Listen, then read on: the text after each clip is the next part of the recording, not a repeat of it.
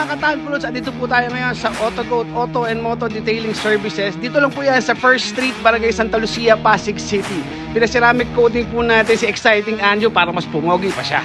Kasama nga po pala natin si Ma'am Lynn dito, at dahil may katagalan ng proseso, 2 to 3 hours kasi siyang gagawin eh. Nag-food trip muna kami sa Torx SM East Ortigas, Bakay naman. At binalikan na lang namin siya, si Exciting Anjo. At ayun nga, tapos na, at nagulat ako sa ganda ng resulta. Worth it ang ibinayad natin mga ka-Tanpulots. Kaya kung sa inyo, try nyo to, Autogoat Auto and Moto Detailing Services. Shoutout nga po pala sa mga mababait at masisipag na staff ng Autogoat, at kay Sir Steve Laig na nakakwentuhan natin at bago nating subscriber. Sulit at politiko ang ceramic coating niya dito. Again, dito lang po yan sa Barangay Santa Lucia, Pasig City. Highly recommended dito mga ka-Tanpulots. Kaya ano pa ang hinihintay nyo? Let's go! Peace out!